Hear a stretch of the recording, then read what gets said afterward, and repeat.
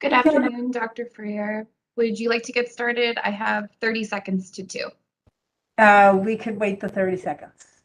That sounds great.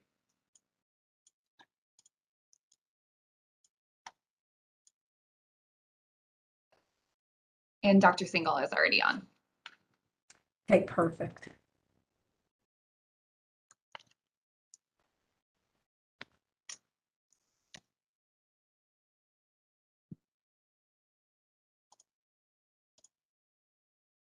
All right, would you like to get started?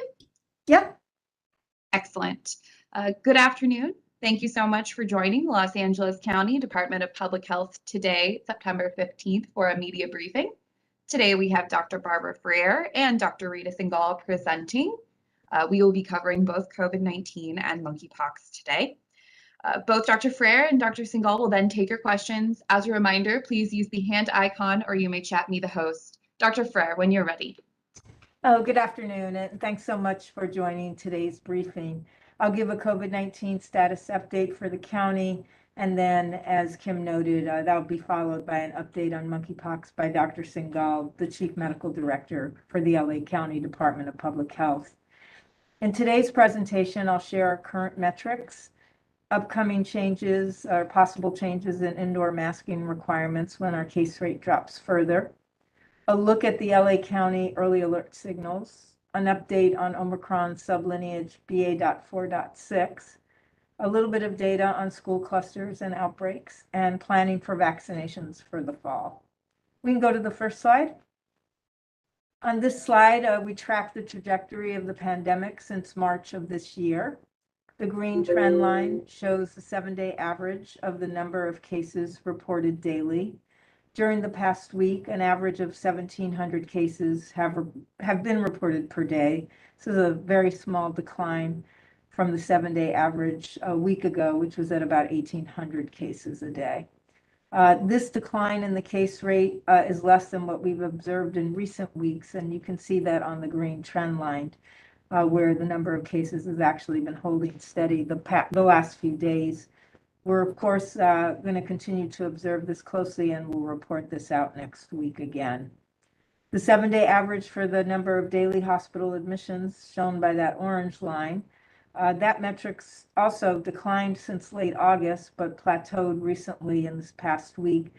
And we've averaged out at about 116 new admissions per day. As a reminder, the trend line for the cases is measured by the vertical axis on the left side of the graph, and the hospitalization and death trend lines are using the vertical axis on the right side. I'm going to point this out just because it looks a little bit like hospitalizations are above cases. In fact, daily hospital admissions are, as I noted, about 116, and daily reported cases are at about 1,700. As you can see by the blue line on this slide at the bottom of the graph, the 7-day average number of deaths reported daily remains relatively unchanged. It's really stayed between 11 and 14 deaths, reported deaths per day since the beginning of September. The majority of these deaths continue to be among the most vulnerable, especially our older residents. We hope that with the updated fall 2022 booster, there's an opportunity for enhanced protection against the currently circulating virus strains, and that can reduce the number of people who experience severe illness and death. For the families that recently lost a loved one to COVID, we're so sorry, and we wish you peace and healing. Next slide. We do continue to use the CDC's COVID-19 community levels framework to monitor the strain on our healthcare system that's caused by COVID-19. For the third week in a row, CDC is reporting LA County as having a low COVID-19 community level. As you know, the CDC's framework utilizes 1 case rate metric and 2 hospital-related metrics. The first metric used to calculate LA County's COVID community level is the 7-day case rate, which on Tuesday, CDC reported at 127 weekly cases per 100,000 people, to decrease from 180 a week ago. We're using the data reported on Tuesday because the more recent case rate calculated by CDC is artificially low for reasons I'm going to explain in a minute. The first of the two hospital metrics is the 7-day total of new hospital admissions per 100,000. The CDC currently reports LA County's rate at 8 weekly hospital admissions per 100,000 people. That's pretty much the same as it was last week. The second hospital metric is the 7-day average for the proportion of staffed inpatient beds occupied by COVID-19 patients. Today, CDC reported this metric for LA County at 4.3%. It's a very small decline from the 4.6% they reported last week. The fact that we remain in the low community level for the third week reflects very low stress on the healthcare system in LA County associated with COVID-19. Go to the next slide. I do need to take a minute again this week, as I did a few weeks ago, to note a temporary concern with the CDC case rate calculation. Last time it was with hospital admissions, now it's with the case rate calculation. On this slide, LA County's weekly case rate as reported by CDC for September 12th, 13th, and 14th is shown in the middle of the slide, and our own locally reported case rates for the same 3 days are on the right side. You can see that for September 12th and 13th, CDC reports the same case rate for LA County for both those days, and it's 127 cases per week per 100,000 people. This is a little bit higher than the rates of 114 and about 116 new cases we reported for those same days. The slight difference in case rates is to be expected because there's a slightly different data cleaning process that's used by each of us. However, yesterday, CDC reported the LA County case rate at 56, and that's far lower than our locally reported case rate of 116. And this reflected a change in the reporting schedule made by the California Department of Public Health. The CDC case rate for all California counties, including LA County, is calculated based on data that's reported by the state health department. Here in California, the California Department of Public Health reports new case counts reported in the past, new case counts twice a week on Tuesdays and Fridays. But starting this week, they switched to reporting case counts only once per week on Thursdays. CDC calculates their case rate that they post for us by looking at a rolling 7-day window. For the case rate reported yesterday, September 14th, CDC looked at the 7-day window of Wednesday, September 7th through Tuesday, September 13th. Normally, there'd be 2 reports from the State Department of Public Health over that 7-day period. One would be from Friday and one from Tuesday. However, because they made this shift, this is like an off week, the California Department of Public Health didn't report anything this Tuesday, so only the Friday data is included in the CDC calculation. Since that Friday report from the state reflects only 3 days worth of data rather than 7, you could see that it causes this artificial drop in the case rate that you see on this slide. We do expect that this change in the state's reporting schedule will continue to affect the CDC case rate calculations through next Thursday, September 22nd. Although the CDC case rate may fluctuate during this period, we think it will underrepresent by a lot. It'll be sort of what it's doing now for this week. Next week, we think it might sort of overstate our cases. But it's likely not to actually give us accurate data in the same way our own case count does.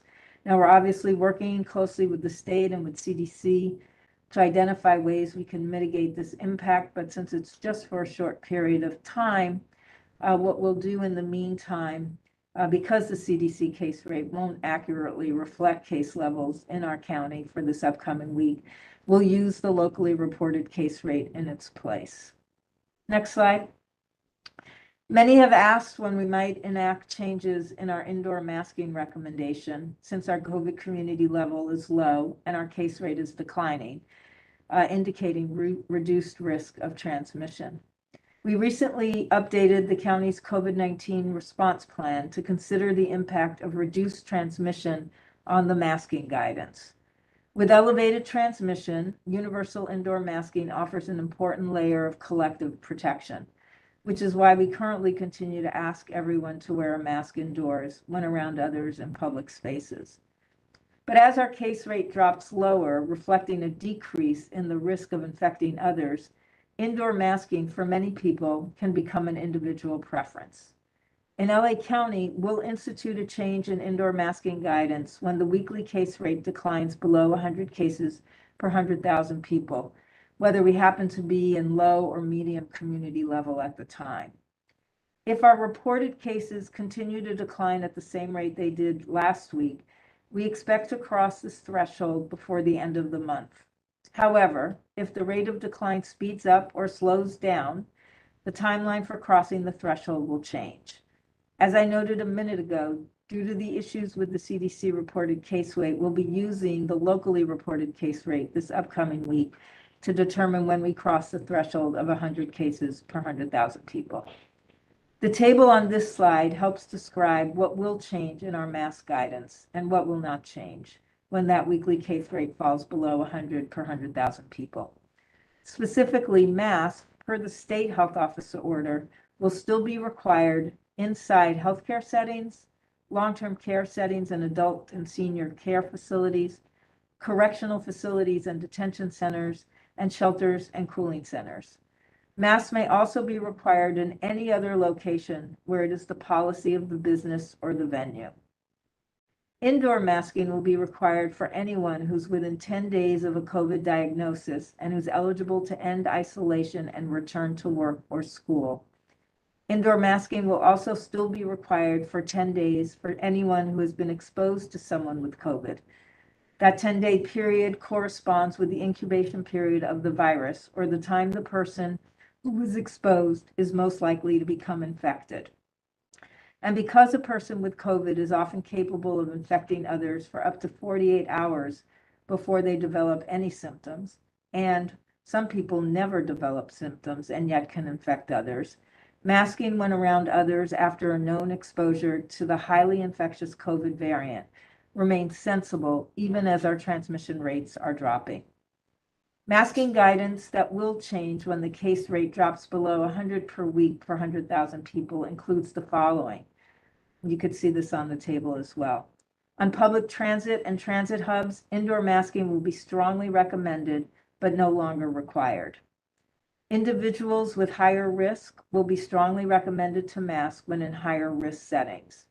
Higher risk settings include any of the following: closed spaces with poor airflow, crowded places with many people nearby, and close contact settings, especially where people are talking and they're very close together. For everyone else, when in all other indoor public settings, businesses and government offices, indoor masking will be left to personal preference. Please note that it's important that no person be prevented from wearing a mask indoors as a precaution. You can read LA County's updated COVID-19 response plan on our website at ph.lacounty.gov/COVID response plan. I also want to note that the California Department of Public Health just announced some recent changes affecting healthcare workers, schools, and shelters. Starting September 17th, the state will no longer require weekly testing for unvaccinated workers in these settings. Per the state requirement, healthcare workers still need to be vaccinated and boosted. We'll be aligning with the state on this change and we'll update our guidance where needed shortly. Next slide. I also want to provide a quick update on the COVID-19 early alert signals for LA County. Since we reported updated values 2 weeks ago, there have been decreases in 6 out of 8 early alert signals. Decreases were seen in the percent of emergency department visits that are COVID related, which went from slightly over 6% to 5%. They were seen in the weekly case rate in the lowest income areas, where we saw a decrease from 167 to 91 new cases per 100,000 people. There was a decrease in the number of new outbreaks in skilled nursing facilities from 21 to 10. The number of new outbreaks in TK through grade 12 school classrooms also decreased from 19 to 15. The number of new outbreaks reported per week in settings for people experiencing homelessness decreased from 4 to 1. And the number of new worksite clusters reported per week declined from 123 to 71. 2 weeks ago, we made a change in the variant we're tracking for the viral sequencing metric, changing our focus from the BA.4 and BA.5 subvariants of Omicron to the BA.4.6 sublineage. So over the past 2 weeks, you do see a slight increase in BA.4.6 from about 1% to 3%. And I'll talk about this more in a few minutes when we look at the data on the variants. Next slide.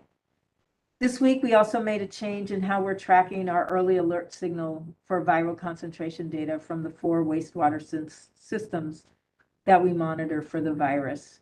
You may remember that previously we reported out how many of the 4 systems had detected a 2-fold increase over 2 weeks. That number remained 0 throughout the entire springtime surge, despite notable changes in the viral loads. So now we're going to report out one composite number for the percent change in viral concentration for all 4 wastewater systems. Since 2 of the systems are very large and 2 are smaller, the results for each are adjusted, or what we call weighted, based on the number of people that are served by each system.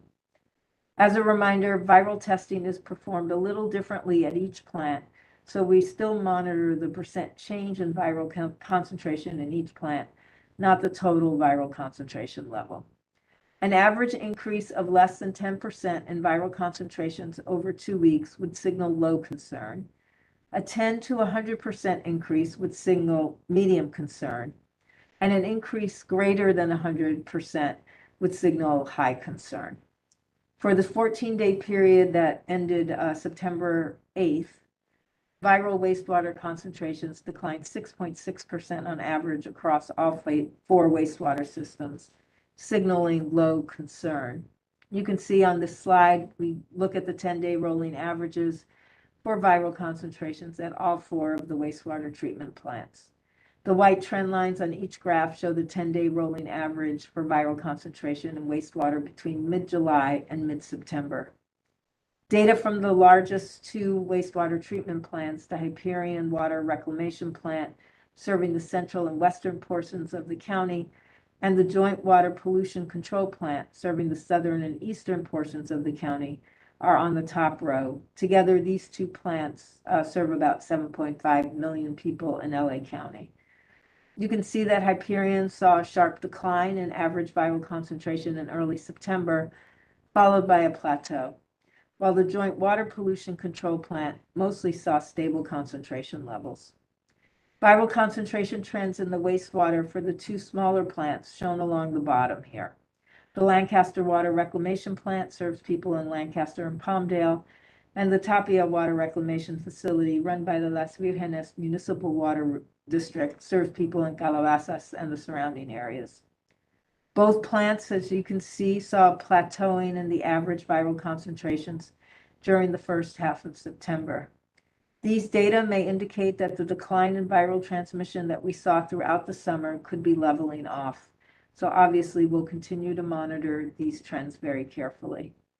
Next slide. The Omicron variant, as you can see here, continues to account for 100% of our sequenced specimens. The BA.5 subvariant of Omicron, that's shown by the larger bright red sections at the top of each bar, remain the predominant subvariant. For the week that ended August 13th, 93% of all sequenced specimens were BA.5. That's a negligible increase. I think we were at 92% a couple of weeks ago. The CDC estimates that across the country, as of the week that ended September 10th, the BA.5 subvariant accounted for 88% of specimens. The relative proportions of other key sublineages that we're tracking have changed slightly, including BA.2.12.1, that's the orange bars, that decline now to under 1%, and BA.4.6, that's the yellow bars, which increased to almost 3%. CDC estimates that nationwide BA.4.6 accounted for slightly over 9% of sequenced specimens and continues to report higher proportions in the Midwest. I'll talk more about BA.4.6 in the next slide. To date, 9 specimens of BA.2.75 have been detected. That's an increase of 5 cases from 3 weeks ago, but it's been nearly 3 months since BA.2.75 was first detected in LA County, and the persistently low number of BA.2.75 specimens detected is an encouraging sign that there's no significant increased circulation of this sublineage in LA County. Next slide. CDC does provide these regular updates on their website that depict the percentages of viral subvariants across the entire country. This map shows regional proportions from specimens collected the week that ended September 10th. You can see that California, along with Arizona and Nevada, were in Region 9. The pie chart for Region 9 shows that the vast majority of sequenced specimens in Region 9, over 93%, are BA.5. Only 3.3% are BA.4.6. Both of these proportions mirror our own data that I just showed you for LA County. In contrast, CDC reports that there's been a notable increase in the proportion of BA.4.6 specimens in Region 7. This is Iowa, Kansas, Missouri, and Nebraska. And here the BA.4.6 sublineage is 18% of specimens. These states saw a fairly steady rise in the proportion of BA.4.6 since it was discovered in these states early in the summer, surpassing 5% in early July and reaching a 10% threshold about mid-August. It's not clear yet whether an increase in the circulation of BA.4.6 drives an increase in COVID cases. If you look on the CDC's website at their data for cases in Region 7, in those states, you can see mostly declining case trends since early July. This suggests that with BA.5 still dominating, small increases in the proportion of BA.4.6 do not necessarily quickly lead to increasing risk or increasing cases. However, obviously, a more detailed analysis is needed to understand the possible impacts of BA.4.6, particularly over time. Next slide. Throughout August, as schools opened up across the county for the new school year, we did see increases in clusters of cases and outbreaks at school.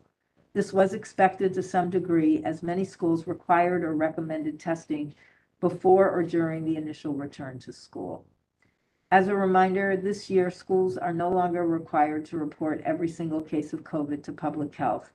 They just need to report clusters of 3 or more cases in a classroom, office, or identifiable group who are on campus within 14 days before getting sick. This slide shows the number of clusters that were reported in the past 5 weeks and the number of students and staff cases that are associated with the clusters. There have been over 1,000 clusters reported at schools since August 7th that involved over 6,700 people, of which about 6,400 were students. Most K-12 school districts began their school year before the end of August, and you can see that the number of clusters reported peaked in the week that ended August 27th, with 445 clusters reported in just that 1 week. But it has declined notably both the following week and when it went down to 317, and then dropped considerably in this most recent week to 129 clusters. Next slide. We also track outbreaks at schools and youth programs. Outbreaks are different than reported clusters because they're instances where there's documented transmission at a particular setting. This slide captures outbreaks in TK through grade 12 school settings and youth programs during the summer and up to the week that ended September 10th for this new school year. As we shared a couple of weeks ago during the summer, you can see here most of the outbreaks were in day camps and youth programs. That's the light green color. But since schools opened in August, we've had a total of 47 classroom outbreaks in elementary schools. That's the light purple. 15 outbreaks in youth sports program. That's the orange bars. And these have been primarily in the football and volleyball teams. We've had 14 outbreaks in middle schools. That's the light blue color. And 6 outbreaks have been reported in high schools. That's the dark blue color. You can see that the number of confirmed outbreaks also peaked for the week that ended August 27th, and we've seen small declines each week after. Given that the risk of COVID transmission is greater with medium and high contact youth sports, we do recommend that schools and teams take sensible prevention measures to avoid disruptions to their seasons. These measures can include encouraging vaccination, optimizing ventilation in indoor spaces like weight and locker rooms, and masking after an exposure and on buses and other team transportation if ventilation isn't possible. Testing after an exposure is also important for quickly identifying cases and preventing further spread.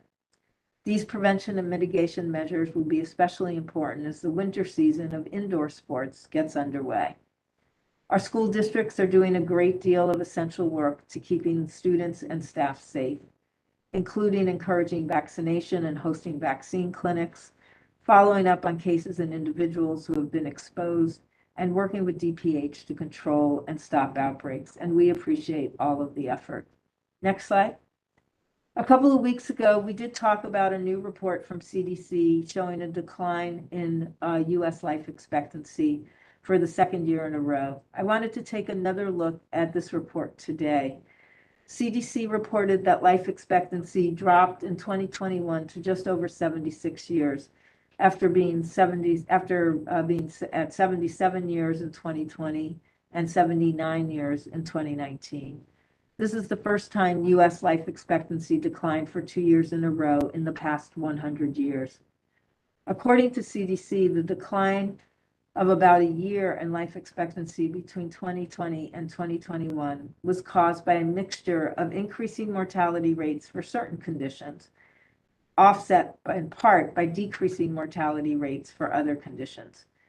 In this figure, the conditions that contributed the most to the decreases in life expectancy are shown at the top, extending off at the left, and the conditions that had declining mortality contributing to an increase in life expectancy are shown at the bottom, extending off to the right.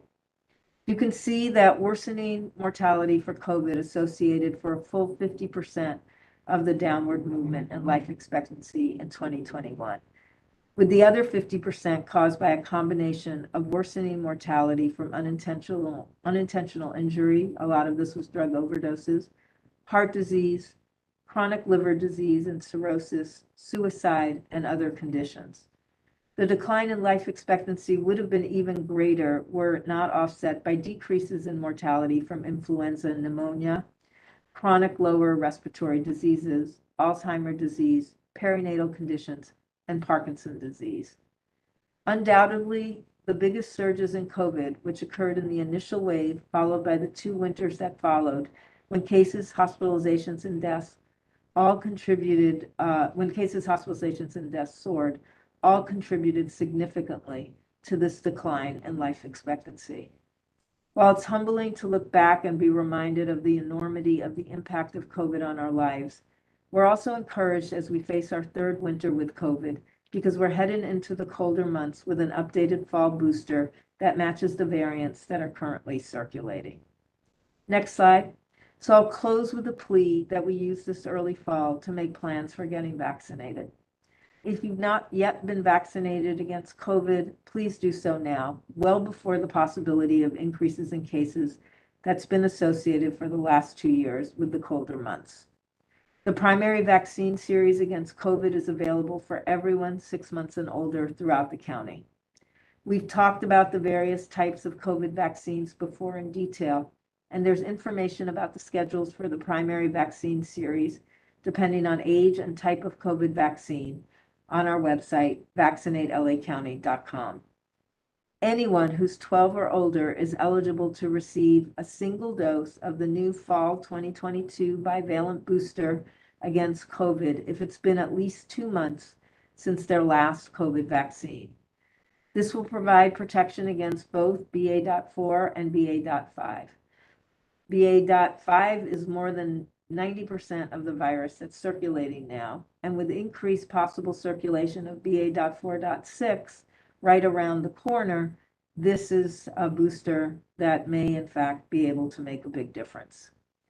Almost 7 million people in LA County are currently eligible for this updated booster. With Halloween 6 weeks away, followed closely by Thanksgiving and the winter holidays, planning to increase your protection by getting this updated booster in the next few weeks is a good idea. For those who have been recently infected with COVID, waiting 90 days from when infected to get the new fall booster is appropriate. Everyone 6 months and older is also eligible for their annual flu vaccine starting this month. Influenza mostly disappeared the past 2 winters, but it returned this past spring of 2022 when we stopped wearing masks. Because we anticipate more flu in the upcoming months, we do encourage everyone to take advantage of the many vaccination sites where you're going to be able to get your flu vaccine and your COVID fall booster at the same time. Both provide protection against illness severity, increasing the likelihood of fewer disruptions for you and your family this fall and winter. For those residents with a higher risk of exposure to monkeypox, getting a vaccination against monkeypox is another important part of planning for the fall. There's no need to pre-register. You just need to meet the eligibility criteria that's listed on our website. This eligibility criteria was recently updated and expanded since more doses are now available.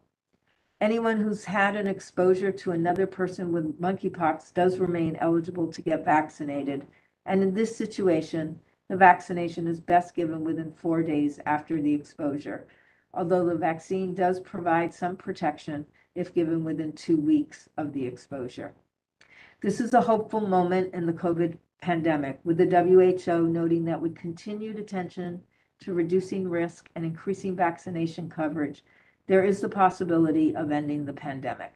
In LA County, risk is lower than it was for much of the summer. And as we head into this fall with these updated booster doses, we know that we have the opportunity to reduce the likelihood of overwhelming our healthcare system with another winter surge. Now I'm going to turn it over to Dr. Singhal, the Chief Medical Director, who will give an update on monkeypox. And after that, we'll answer your questions. Thank you so much, Dr. Frere. Good afternoon. I'm pleased to join you once again to provide an update regarding the ongoing monkeypox outbreak in Los Angeles County. I'll present a situational update, case data and trends, our latest vaccination administration data, and I'll also review current options for getting vaccinated. I'll take the first slide, please. Worldwide, the number of monkeypox cases has increased to over 59,000 across over 100 countries, which includes nearly 23,000 confirmed cases in the United States. California continues to account for the largest number of cases in the United States with 4,453 cases. As of today, 1,820 cases of monkeypox have been identified in Los Angeles County, in addition to 101 cases reported in Long Beach and 26 cases reported in Pasadena. I have a few updates to share regarding cases of monkeypox in special populations. We have identified a healthcare worker with monkeypox who appears to have been exposed to the virus at their worksite. We have consulted with the CDC, and given that the risk of monkeypox for healthcare workers remains very low, we will continue to message on current infection prevention control recommendations, and in particular, the use of appropriate PPE, pending additional guidance from CDC. We also continue to closely monitor cases in vulnerable groups and higher risk settings. As of yesterday, we had 7 persons experiencing homelessness or PEH cases in congregate settings. In addition, there have been 2 cases in jails. Currently, there is no evidence of spread in these settings. 6 cases of monkeypox have been reported in children under the age of 18, which is less than 1% of our total cases. Since the start of the outbreak, 75 individuals or 4% of cases have been hospitalized with monkeypox. Finally, as announced earlier this week, we have confirmed a death of a person due to monkeypox in LA County. This is the first confirmed death in the US and one of 9 in non-endemic countries worldwide. The resident was severely immunocompromised and had been hospitalized. We send our deepest sympathies to the family members, friends, and others who are mourning the loss of their loved one. Given the risk for serious illness, we are asking severely immunocompromised persons with monkeypox to seek medical care and treatment early and to remain under the care of a provider through the course of the disease. In addition, we ask healthcare providers to report and consult with the public health department on any hospitalized patients, especially those with worsening disease. Next slide, please. This slide has the latest epidemiological or epi curve for monkeypox cases by episode date, which is when the case reports symptom onset. The columns show weekly case counts beginning in mid-May through this week. Due to the time lag between symptom onset and cases being diagnosed and reported to public health, data for recent weeks are incomplete. While through most of August, weekly case counts exceeded 200 per week, with a high of 282 cases in the week ending August 20th, weekly case numbers were lower in the subsequent 2 weeks, and there were only 146 new cases in the week ending September 3rd, indicating the start of a possible decline. Due to the reporting lag, all data may not be in, so we may still see this number go up, but it is unlikely to exceed 200 cases for that week. In addition, our doubling time continues to increase and is now 46 days compared to 8 days in mid-July. Both the trend of new weekly cases and the increasing doubling time support that there is slowing in transmission and a declining growth rate in LA County's monkeypox outbreak. Next slide, please. This week, I'm also sharing some new data that helps us to better understand how the monkeypox outbreak has evolved since its start. On this slide, we have data showing monkeypox cases by race ethnicity over time. In early July, white residents, shown here in purple, accounted for the largest proportion of monkeypox cases. But over the next 2 months, cases in Latinx residents, shown in green, increased substantially, and this group now accounts for the largest proportion of monkeypox cases in LA County. Next slide, please. In addition to looking at the proportion of cases by race ethnicity, we now have sufficient data to calculate case rates for some groups. While, as noted, Latinx residents account for the largest proportion of monkeypox cases at 44%, when we account for population size, Black or African American residents have the highest rates of infection at 26 cases per 100,000 population. They are followed by white and then Latinx residents with 17 cases and 16 cases per 100,000 respectively. Next slide, please. It's also useful to break our case data down by the Healthy Places Index quartile. The Healthy Places Index, or HPI, combines 25 community characteristics, including access to healthcare, housing, and education, into a single score reflecting the community's overall health. Healthier communities have higher HPI scores, and those that are less healthy have lower scores. On this chart, HPI scores are divided into quartiles, with quartile 1 in dark blue, representing LA County's least healthy communities, and quartile 4 in dark green, representing its healthiest communities. At the start of the outbreak, over half of monkeypox cases were among the highest quartiles or the healthiest communities, shown in light and dark green. However, over time, a higher proportion of cases have been in the 2 lowest HPI quartiles or least healthy communities, shown in shades of blue, and the largest proportion of monkeypox cases are in HPI quartile 1. Next slide, please. This slide compares case rates with the proportion of cases by HPI and service planning area. Communities in the lowest HPI quartile have the highest proportion of monkeypox cases, accounting for 42% of total cases, and also have the highest rate of infection, with 23 cases per 100,000 residents. Here you can also see the geographic distribution of monkeypox cases. Service Planning Area 4, which is our metro spa, has the largest proportion of cases as well as the highest monkeypox case rate by far, with 63 cases per 100,000 population. Of note, Spa 2, covering San Fernando and Santa Clarita Valleys, has the second highest proportion of monkeypox cases. However, when we account for population size, Spa 6, covering South LA, has the second highest case rate at 17 cases per 100,000. Overall, these data show that in addition to regional differences, there are also significant disparities in the groups currently affected by the monkeypox outbreak, with persons of color and those in our least healthy communities having the highest rates of infection. Next slide, please. In addition to increased awareness and relevant messaging on prevention, vaccination continues to be a critical part of our monkeypox control efforts. Through tranche 1 of phase 4 of our vaccine distribution, we have received about 57,000 total vials of the Jynneos vaccine. The first 43,290 were single-dose vials received in early phases of allocations, and the remaining 14,034 vials were from recent allocations that are multi-dose styles based on the alternate dosing regimen.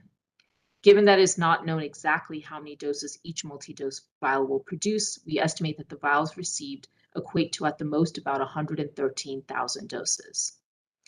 As of yesterday, 46,186 vials and 73,177 doses of Jynneos vaccine have been administered. This represents 81% of total vials received and 64% of total doses received. Of doses administered, approximately 81% are first doses and about 19% are second doses. Only 40% of individuals in LA County who are due for a second dose of monkeypox vaccine have received it. We are strongly encouraging anyone who is due for their second dose to get it now to optimize their immune response. Just yesterday, we received an additional 8,260 vials, or an estimated 41,000 doses, through our Phase 4 Tranche 2 allocation, further boosting vaccine supply in LA County. Next slide, please. As discussed last week, we have expanded our vaccine eligibility criteria to include not only those who are at high risk and may have had a recent exposure, but also those who may be at risk for future exposures.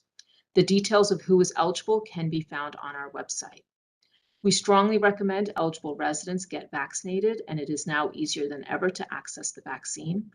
Residents can either walk up to a public vaccination site or make an appointment at myturn.ca.gov to be vaccinated at a nearby community partner or provider vaccination site. A list of vaccination sites, including sites that are offering walk-up, is posted on the public health webpage at ph.lacounty.gov/monkeypox. Of note, minors between the ages of 12 and 17 years can now receive the vaccine without parental consent at public health clinics and pods. Minors 6 months to 12 years of age will continue to require parental consent and must be accompanied by a parent, legal guardian, or a responsible adult. Consent forms and further details are available on our website. Minors who plan to be vaccinated at a site other than a public health site should contact the vaccine provider to learn about requirements for parental consent, as they may differ across the county by healthcare provider. Next slide, please.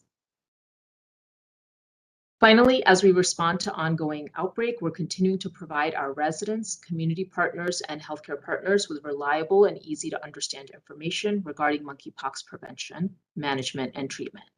They can visit our monkeypox webpage to access a variety of resources, including FAQs, flyers, signage, webinars, and guidance documents.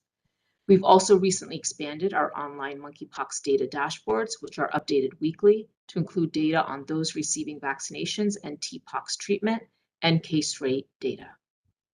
And finally, any resident who doesn't have access to the internet and needs information can call the Public Health Call Center at 1-833-540-0473, 7 days a week from 8 a.m. to 8:30 p.m.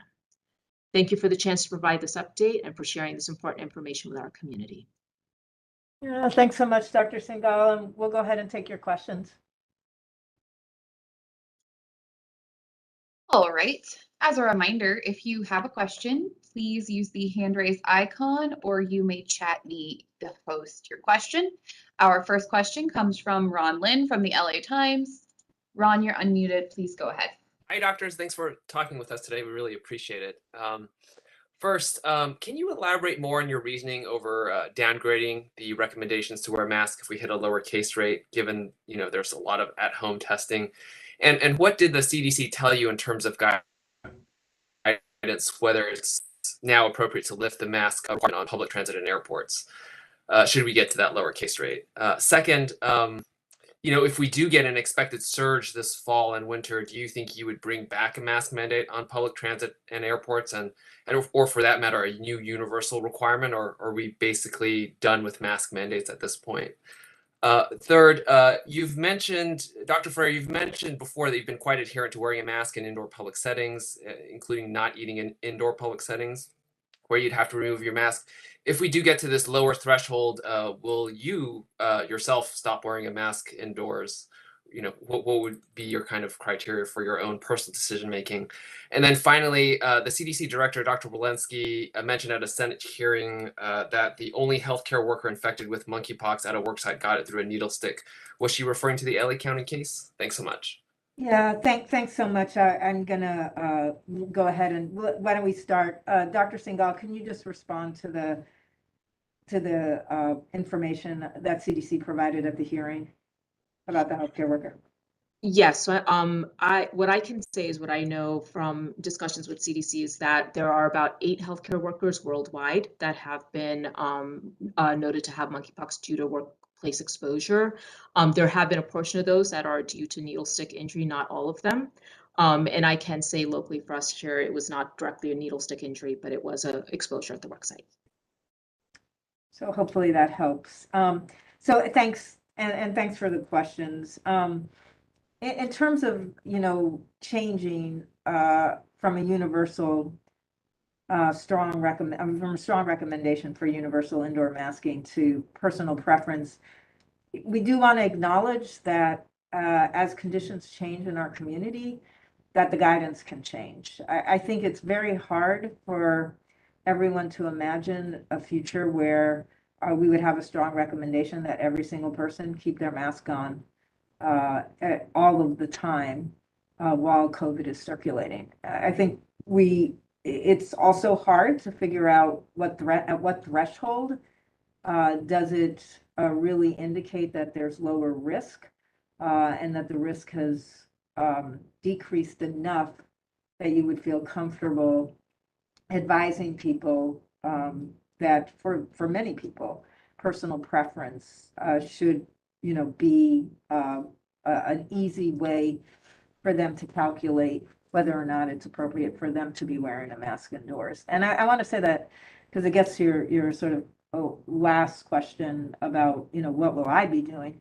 I think everybody's different. I mean, we all have different risk factors that we face. We also have different risk factors that people we love or live with face. And we also have a different tolerance for how much risk we're willing to take on. I mean, I'm around a lot of people who are relatively healthy, but given the data on long COVID and now the emerging data on reinfections, they've kind of doubled down on wanting to make sure that they reduce the likelihood that they will either get infected in the first place because they haven't yet been infected or get reinfected. And I think there are other people, in similar situations who may in fact have some underlying risks, but feel very confident. They're vaccinated, they're boosted, and they're up to date on their boosters, that they're willing to go ahead and engage in some activities that for other people may be considered higher risk. And I don't think there's a right or a wrong here. I think this is what personal preference means. Our job is to make sure everyone has a lot of information to help them make a good decision. And we've been, trying to offer people that information while we've been under a strong recommendation for people to be masking indoors. Because again, we know for some people that strong recommendation meant that they felt very comfortable just going ahead with that recommendation. And for other people, frankly, that strong recommendation didn't mean a lot. We want to make sure in particular those people who are vulnerable for more severe illness should they get infected are aware of what their vulnerability is and that they take extra steps to protect themselves. I would hope that as we continue to care for each other, that extra step that they want to take may require the cooperation of people around them. I know we've had conversations in our offices where we right now require everyone to be masked.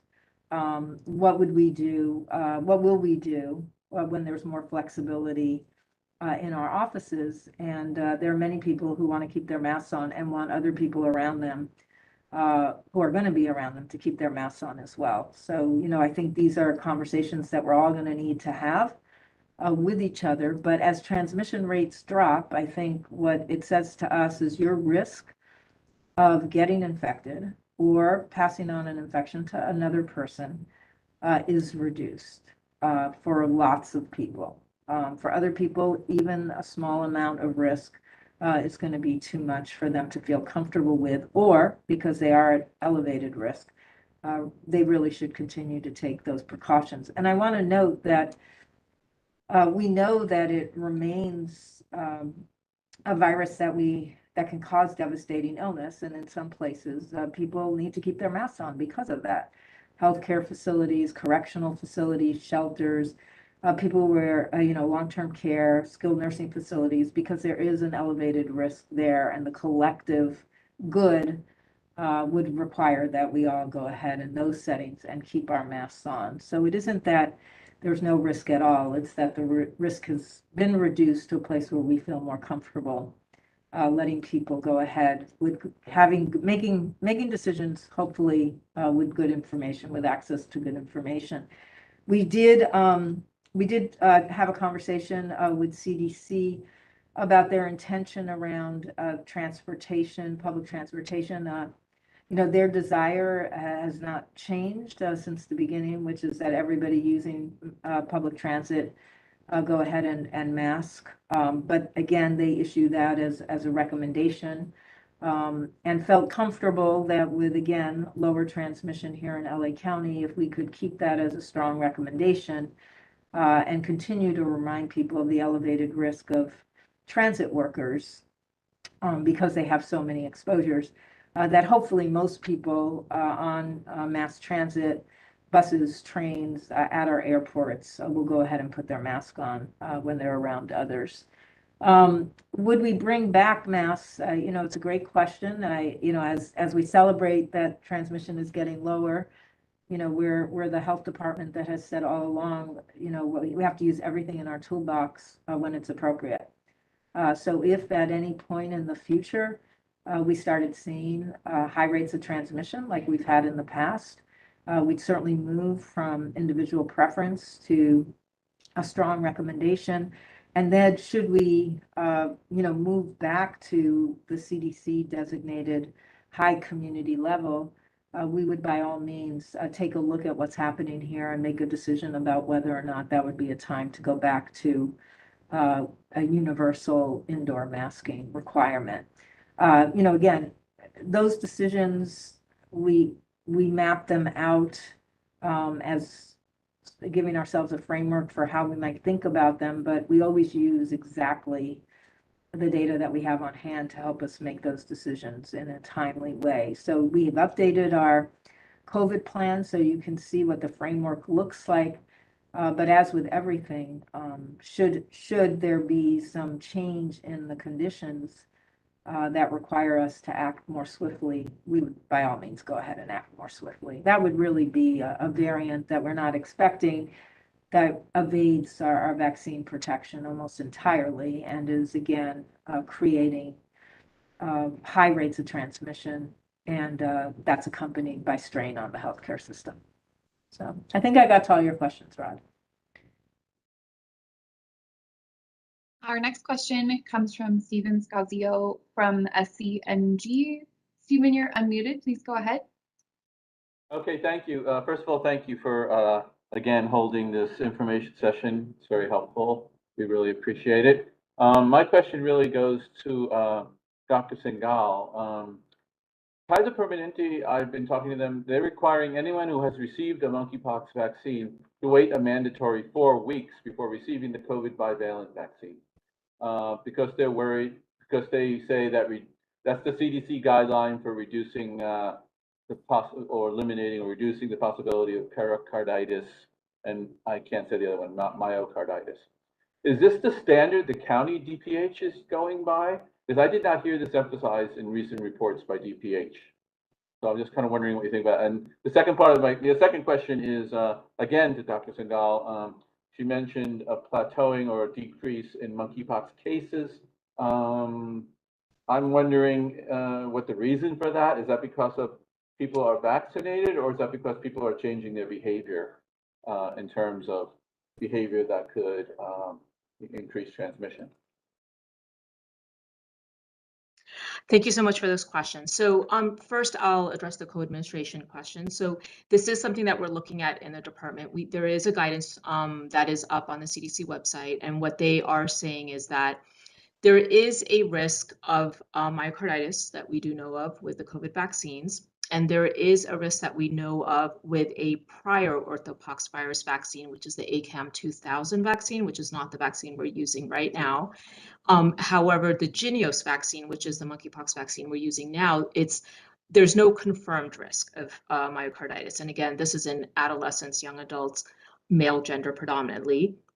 But however, because we don't have any data for Jynneos vaccine yet, they are cautioning on giving the COVID vaccine along with the Jynneos vaccine.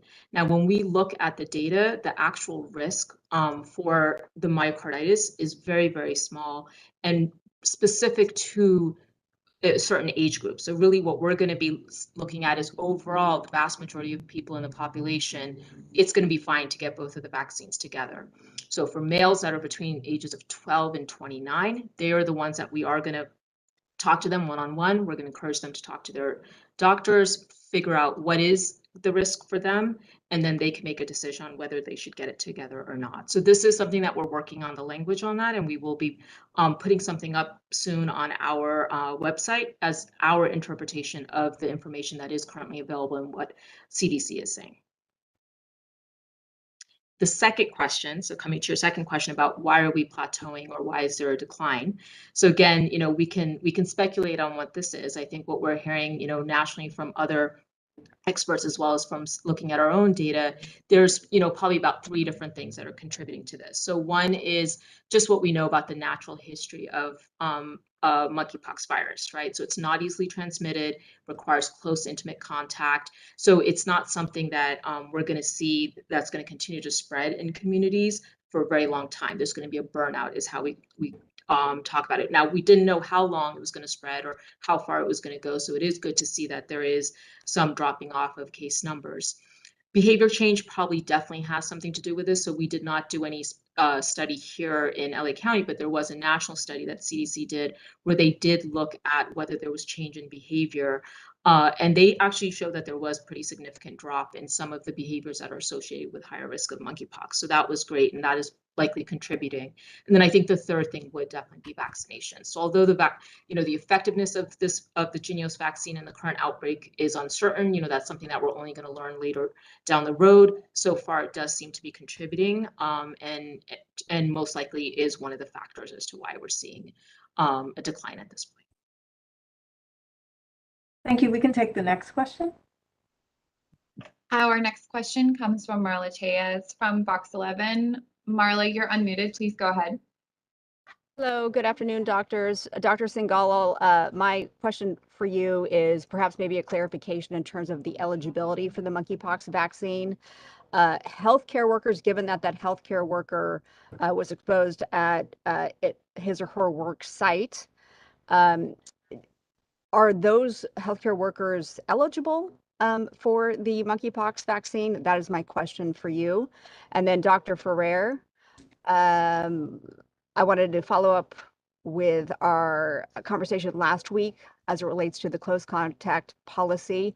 You told me that policy specifically is linked to the mortality rate, and noting that we are averaging 11 to 14 daily deaths. What is a low enough mortality rate for you to align your close contact policy with the state? And then also noting that you're the only local health department that requires 10 days of masking following an exposure. What's the difference between the science that you follow versus the other local health directors who choose to align with the state and allow local agencies and school districts to choose? Thank you. Dr. Singhal, do you want to start? Sure, absolutely. So yes, so regarding the question of whether healthcare workers are going to be eligible for the vaccine, so I do want to again put this into context. We've had 1 case here, 8 cases worldwide, within over 59,000 cases, and so the overall risk to our healthcare workers is very, very low. What we are finding is that the current protections that are in place, including PPE, it really does work for them. And so our focus when it comes to eligibility of vaccine is really to look at the at-risk populations and really focus there. We will be working with our providers. We are talking with them on a weekly basis. We have several forums where we can talk with them about what this, what what they should be doing, what they should be looking at, relooking at all of their practices within their setting. And we will keep a close eye on this. We're waiting to get some more guidance from CDC as well to do some clarification around this.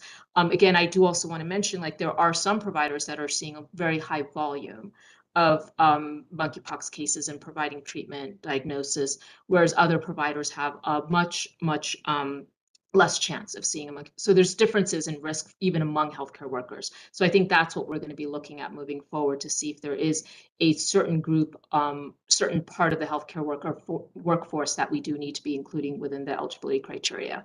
But for now, we're waiting to hear more from CDC. Thank you, Dr. Singhal. And thanks, Marla, for the follow-up questions. We don't really have a number in mind. I think we all can agree that the mortality rate for COVID remains troubling and higher than what we see for other respiratory illnesses and infectious diseases. So I think, allowing us the flexibility to sort of look at what's going on with COVID in relationship to what we experience for other respiratory illnesses makes a lot of sense. I hear you on, sort of aligning with the state, what's different about our science. I don't think there's a debate on the science. I mean, CDC, CDPH, State Department of Public Health, and us all agree that it is really important for people who've had an exposure to go ahead and wear a mask for those 10 days during that incubation period after they've been exposed. There's no disagreement on the science. I think where there's perhaps different approaches is when you think about whether or not that becomes a requirement or whether or not that becomes a strong recommendation.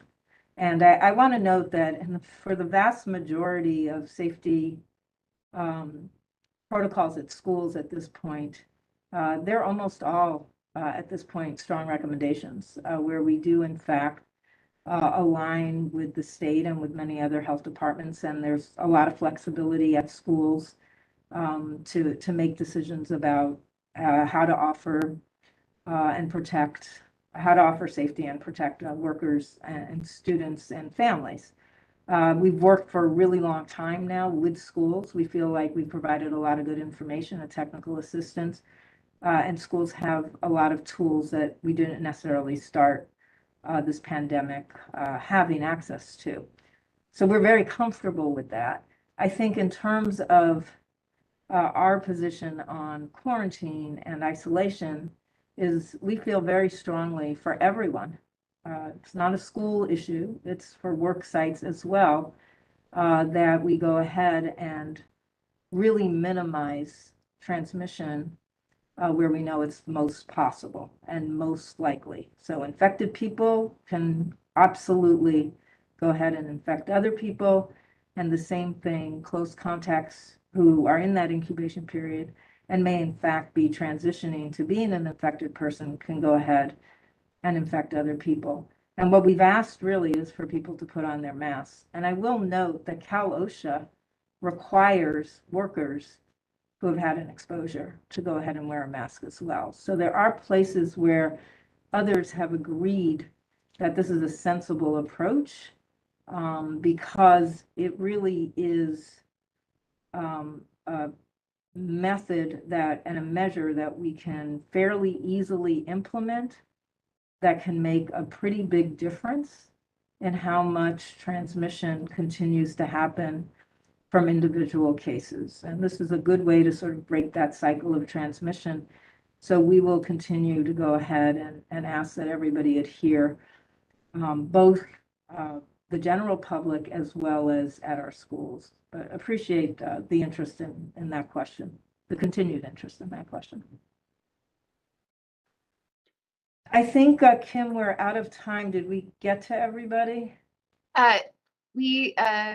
We're good for now. Any additional questions can go to our media inbox at media@ph.lacounty.gov. Thank you, Dr. Frere, and thank you, Dr. Singhal, for today, and thank you everyone for joining us. Spanish remarks will be in just a few minutes.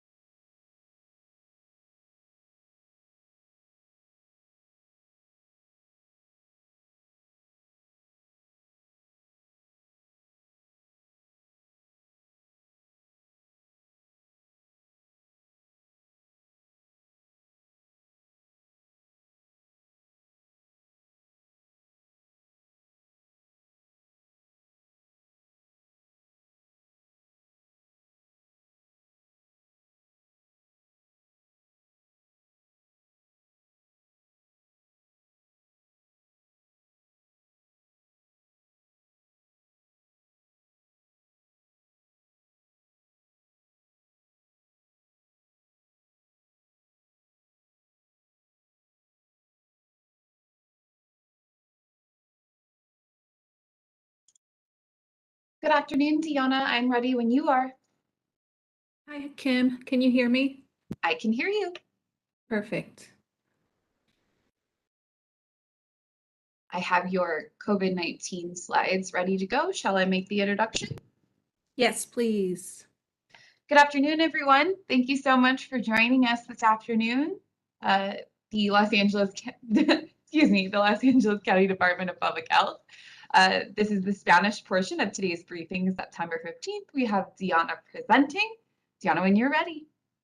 Perfect. Thank you, Kim. Let's go ahead and load up the slides. Buenas tardes y gracias por acompañarnos a esta sesión informativa. Después de esta presentación, daré la actualización sobre la viruela del mono según el reporte de la doctora Rita Singal. Ahora repartiré nuestras métricas actuales y nuestro nivel comunitario, los cambios a los requisitos del uso de mascarillas en espacios cerrados, un repaso de las señales de alerta temprano del condado de Los Ángeles y nuestra métrica de alerta temprana actualizada con el fin de rastrear el virus en las aguas residuales. También compartiré una actualización sobre el sublinaje BA4.6 de Omicron y datos sobre grupos de casos en el brote, en los brotes en las escuelas y también detalles sobre las vacunas para este otoño. Aquí tenemos la primera diapositiva que estamos viendo la trayectoria de la pandemia desde marzo de este año. La línea de tendencia verde que se muestra aquí durante la semana pasada se reportó un promedio de 1,700 casos por día, una disminución pequeña del promedio de 1,800 casos reportados la semana anterior. Esta disminución en los casos es mínima en comparación con lo que hemos visto en las últimas semanas y como puede ver en la línea de tendencia verde, la cantidad de casos nuevos se mantuvo estable en los últimos días. Seguiremos esto de cerca. La línea naranja muestra el promedio de 7 días de ingresos hospitalarios diarios. Esta métrica está disminuyendo desde fines de agosto, pero se estabilizó la semana pasada con un promedio de 116 admisiones por día. Recuerden que la línea de tendencia de los casos se mide por el eje vertical en el lado izquierdo del gráfico, mientras que las líneas de tendencia de hospitalización y muertes usan el eje vertical en el lado derecho. Señalo esto porque puede parecer que la línea de tendencia de hospitalizaciones está por encima de la línea de tendencia de los casos, cuando en realidad las admisiones hospitalarias diarias son de alrededor de 115 y los casos diarios son de alrededor de 1,700. Como podrán ver en la línea azul de esta diapositiva, de promedio de 7 días de muertes reportadas diariamente, se mantiene estable. Este número está entre 11 y 14 muertes por día desde principios de septiembre. La mayoría de estas muertes siguen ocurriendo entre los más vulnerables, especialmente entre los adultos mayores. Esperamos que con este refuerzo actualizado del otoño de 2022 exista la oportunidad una oportunidad mayor para poder proteger contra las cepas del virus que están circulando actualmente. Esto puede reducir la cantidad de personas que pasen por una enfermedad grave y la cantidad de fallecimientos. Para las familias que han perdido a un ser querido por COVID recientemente, lo sentimos mucho y les deseamos paz y sanación. Next slide, Kim. Seguimos utilizando el marco de niveles comunitarios de COVID-19 de los CDC para monitorear la atención en nuestro sistema de atención médica causada por el COVID.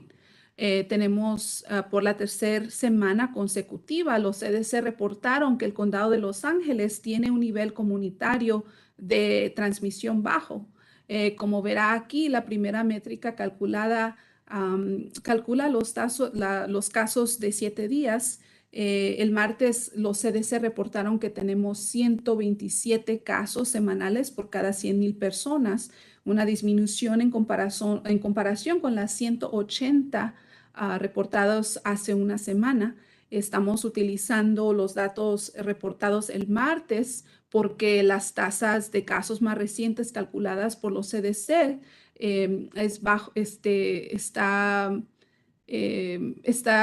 un poco demorada por razones que daré en unos minutos. La primera de las dos métricas hospitalarias es el total de 7 días de admisiones hospitalarias por cada 100,000 personas. Actualmente, los CDC reportaron que la tasa del condado de Los Ángeles es de 8 admisiones hospitalarias semanales por cada 100,000 personas, igual que la semana pasada. La segunda métrica es el promedio de 7 días de la proporción de camas de hospital ocupadas por pacientes con COVID-19. Hoy los CDC reportaron que esta métrica es del 4.3%, una ligera disminución del 4.6% que se reportó la semana pasada. El hecho de que seguimos en un nivel comunitario bajo por tercera semana consecutiva refleja un estrés más bajo en el sistema de atención médica en el condado de Los Ángeles asociado con el COVID-19. Next slide, please. Necesitamos tomar unos minutos para repasar algo que compartimos hace unas semanas acerca del cálculo de la tasa de casos por parte de los CDC.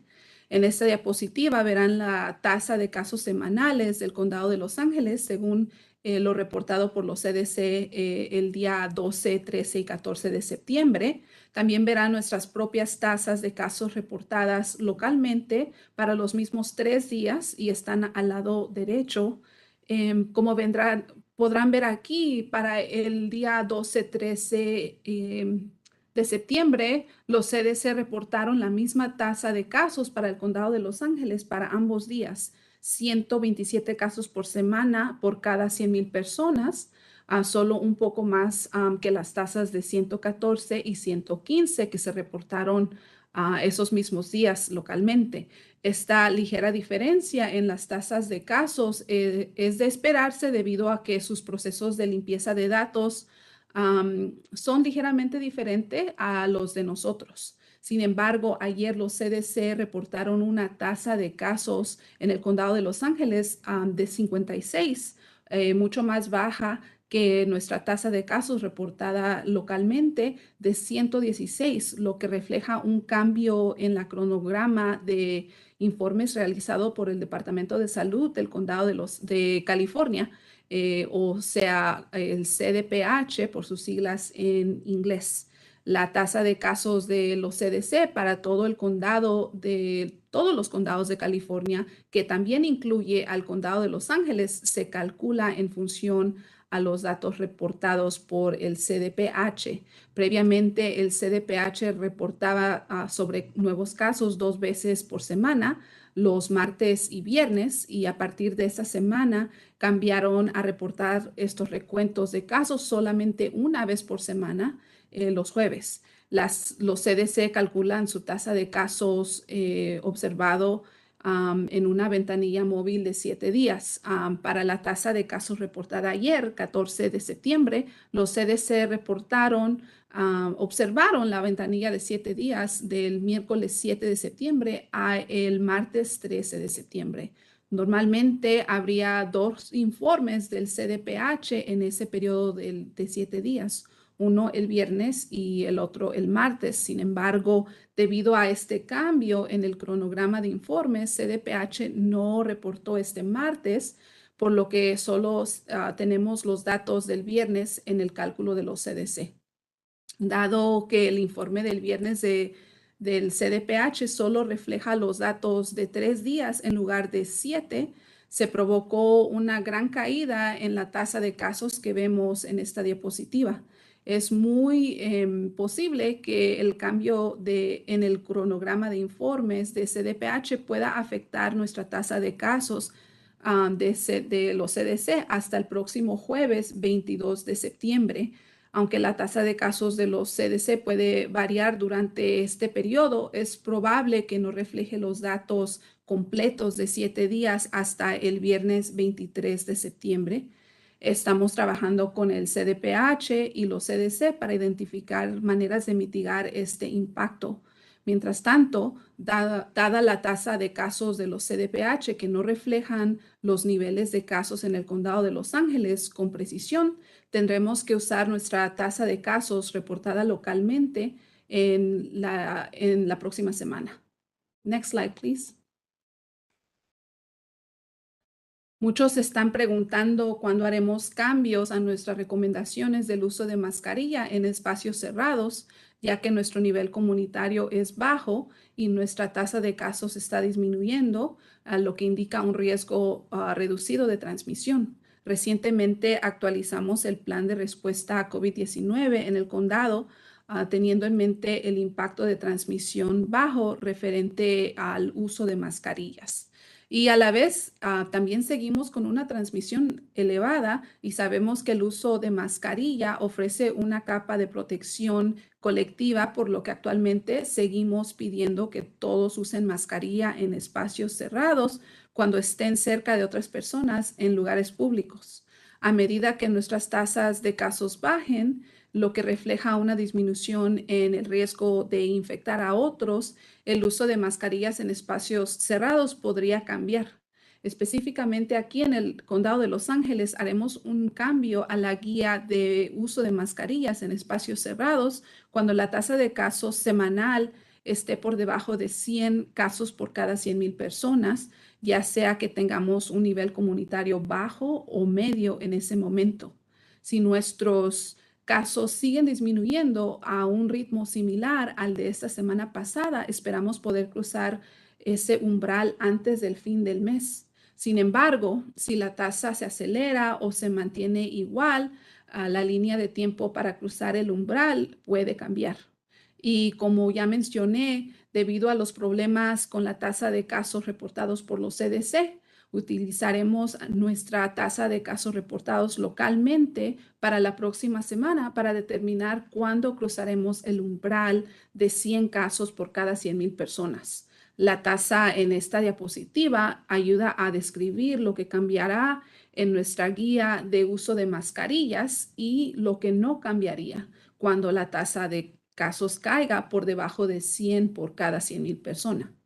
Correctamente, las mascarillas siguen la orden, concretamente, las mascarillas siguen la orden del oficial de salud estatal y seguirán siendo usadas dentro de los entornos de atención médica, de atención de largo plazo y también las instalaciones correccionales, los centros de detención, los refugios y los centros de refrescamiento.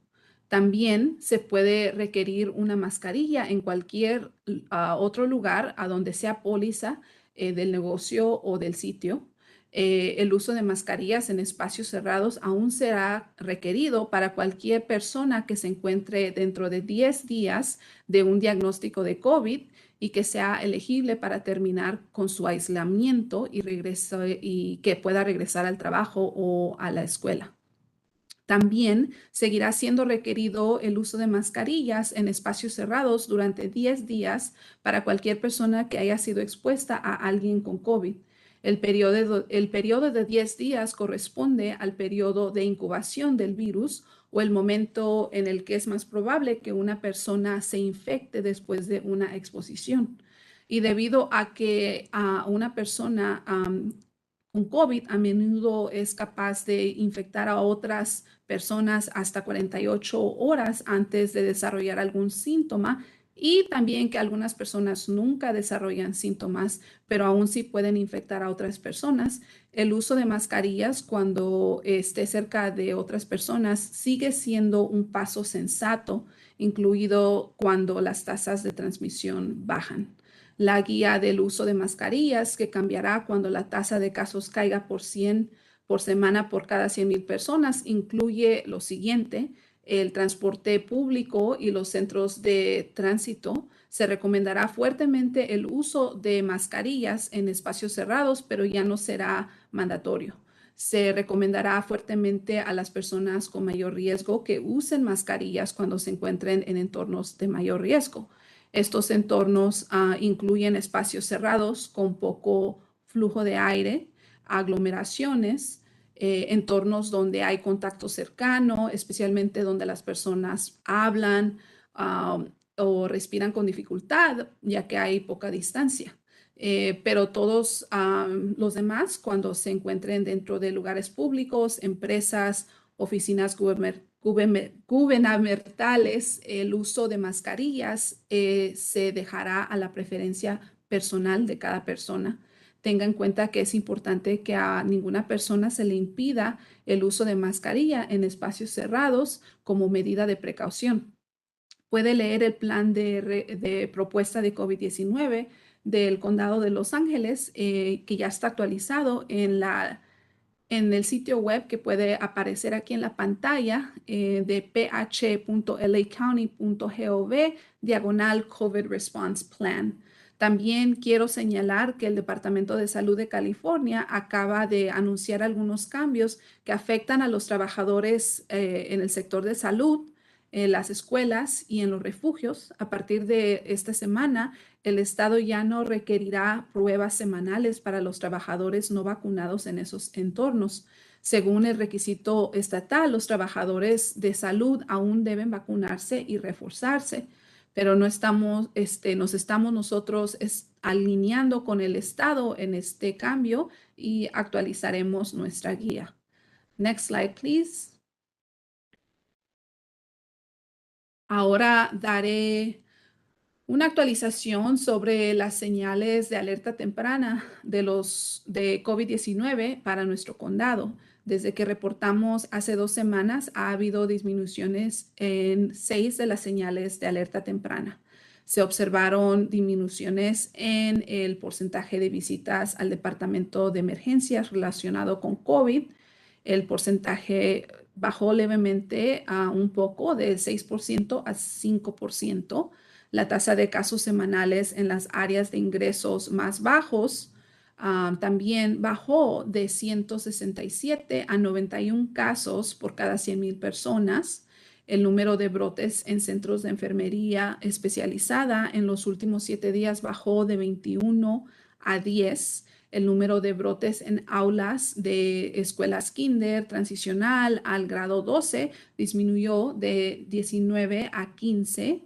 El número de brotes reportados por semana en entornos para personas sin vivienda bajó de 4 a 1. Y el número de grupos de casos en sitios de trabajo reportados por semana bajó de 123 a 71. En las últimas 2 semanas hemos visto un aumento ligero de BA 4.6 que subió de alrededor, subió del número 1% a casi 3%. Next slide, please. Esta semana también hicimos un cambio en la forma en la que rastreamos nuestra señal de alerta temprana para los datos de concentración viral de los 4 sistemas de aguas residuales que monitorean el virus. Anteriormente reportamos cuántos de los 4 sistemas habían detectado un aumento doble en 2 semanas. Ese número se mantuvo en 0 durante la primavera, a pesar de los casos notables en las cargas virales. Ahora estamos reportando un número agregado para el cambio porcentual en la concentración viral para los 4 sistemas de aguas residuales. Dado que 2 de los sistemas son muy grandes y 2 son muy pequeños, los resultados de cada uno se ajustan a lo que llamamos ponderados, es decir, según la cantidad de personas atendidas por cada sistema. Como recordatorio, las pruebas virales se hacen de manera un poco distinta en cada planta, por lo tanto, todavía estamos observando el cambio porcentual en la concentración viral de cada planta, no el nivel de concentración viral total.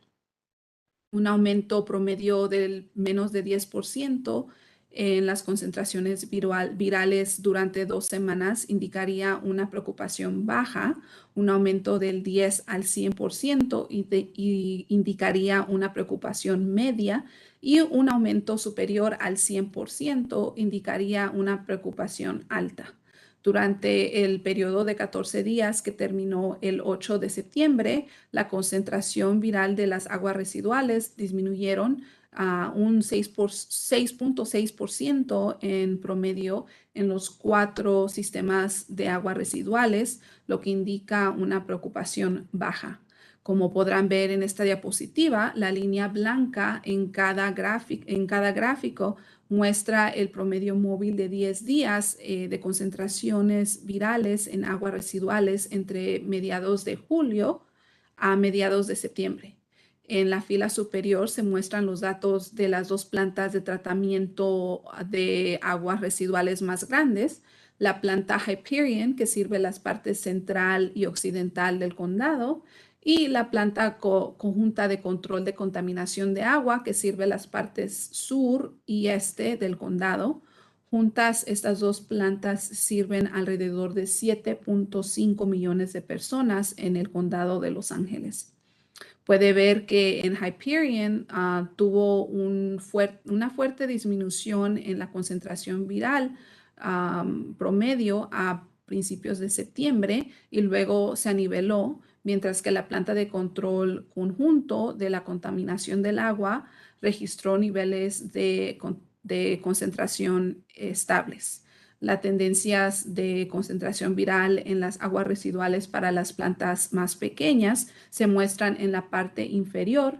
La planta de Lancaster, que atiende a personas de Lancaster y Palmdale, y también a la planta Tapia, que administrada por el Distrito Municipal de Aguas de las Vírgenes, atiende a las personas en Calabazas y sus alrededores.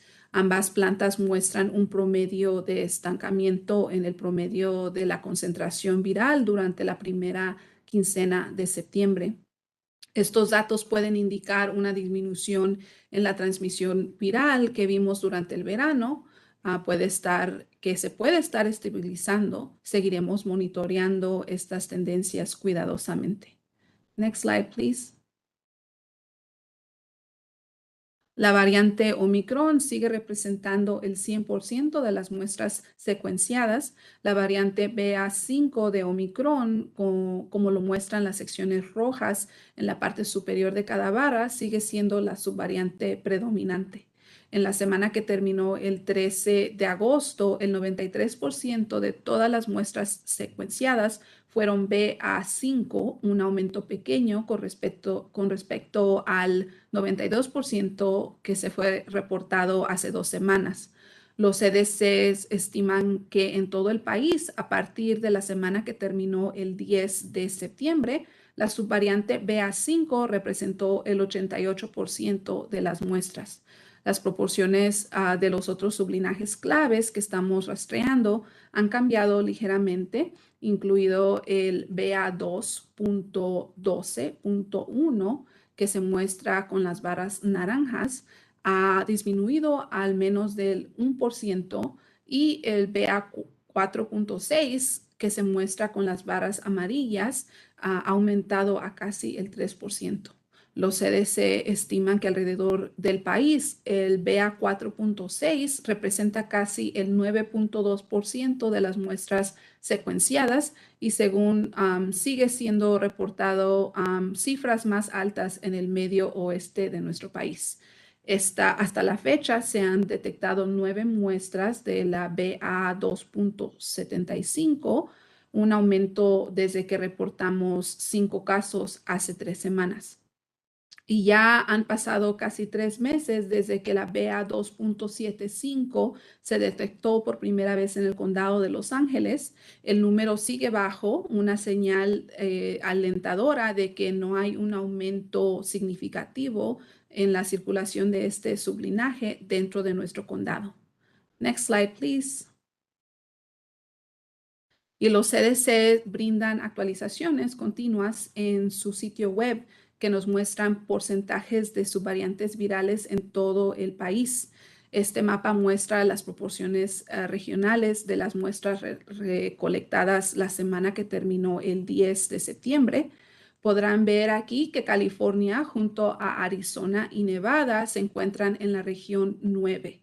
El gráfico circular de la región 9 muestra la gran mayoría de las muestras secuenciadas son más del 93% son del BA5, solo 3.3% son BA4.6. Ambas proporciones reflejan nuestros propios datos aquí en el condado de Los Ángeles. Por lo contrario, los CDC reportan que ha habido un aumento notable en la proporción de casos de muestras con BA4.6 en la región número 7. Estas áreas incluyen los estados de Iowa, Kansas, Missouri y Nebraska. Allá el sublinaje BA4.6 está al 18% de las muestras.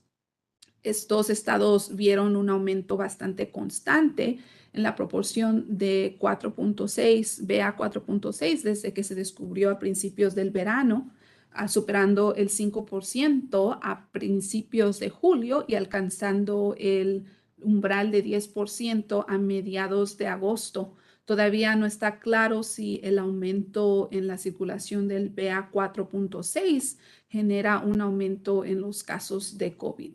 Los datos de los CDC sobre los casos en los estados de la región número 7 muestran que en general hay una disminución en los casos desde principios de julio.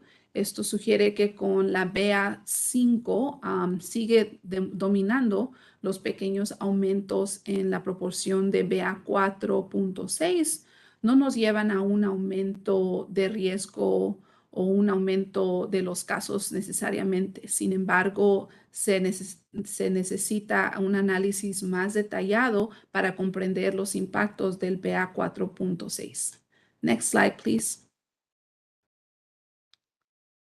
Y a lo largo de agosto, cuando las escuelas abrieron en todo el condado para comenzar el año escolar, vimos aumentos en los grupos de casos y en los brotes en las escuelas.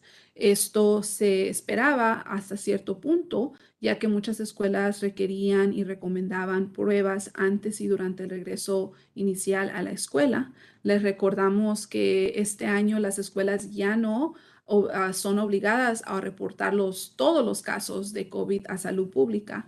Sin embargo, sí deben reportar los grupos de casos de 3 o más en salones de clase, oficinas o en algún grupo, como entre compañeros de un grupo, miembros de un club, que estuvieron en el campus dentro de 14 días antes de enfermarse. En esta diapositiva se muestra la cantidad de grupos de casos reportados en las últimas 5 semanas y la cantidad de casos de estudiantes y personal asociados con esos brotes.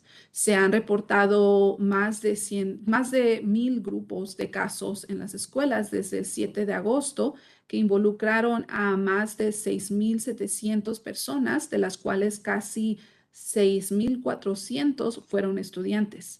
La mayoría de los distritos escolares de kinder al grado 12 comenzaron su año escolar antes de fines de agosto. Podrá ver aquí la cantidad de grupos reportados alcanzó su punto máximo la semana que terminó el 27 de agosto con 445 grupos de casos reportados en una semana. Luego disminuyó notablemente la semana siguiente con 317 y bajó considerablemente en la semana más reciente a 129. Next slide, please.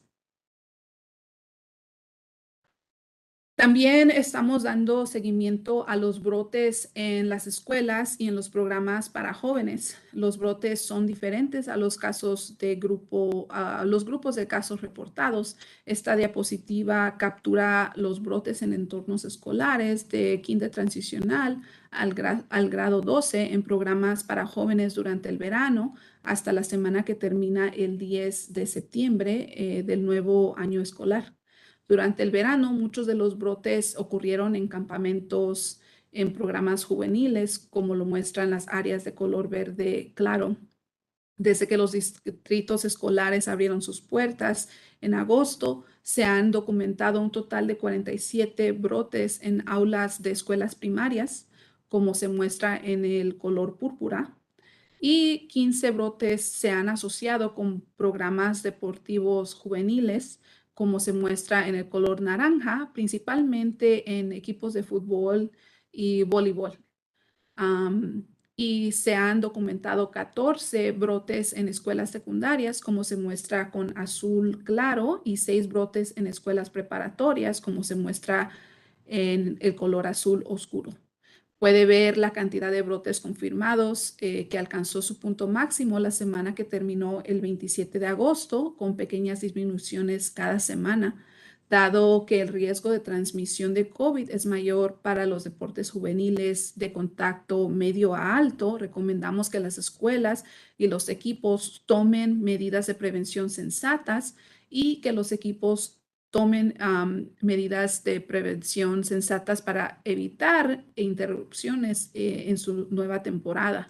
Estas medidas incluyen fomentar la vacunación, optimizar la ventilación en espacios interiores, como vestuarios, en las áreas de pesas y el usar mascarillas después de una exposición en los autobuses y otros medios de transporte del equipo cuando la ventilación no es posible. Hacerse la prueba después de una exposición también es importante para identificar casos rápidamente y evitar una mayor propagación. Estas medidas de prevención y mitigación serán especialmente importantes a medida que empiecen los deportes en espacios cerrados durante la temporada del invierno. Nuestros distritos escolares han estado haciendo el trabajo esencial para mantener a los estudiantes y al personal seguros. Esto incluye proveer educación sobre la vacunación, la coordinación de las clínicas de vacunación, el seguimiento de los contactos cercanos y el trabajo de colaboración con salud pública para controlar y detener los brotes. Next slide, please. Hace un par de semanas hablamos sobre un nuevo informe de los CDC que muestra una disminución en la esperanza de vida en los Estados Unidos por segundo año consecutivo. Queríamos echarle un vistazo a ese informe el día de hoy.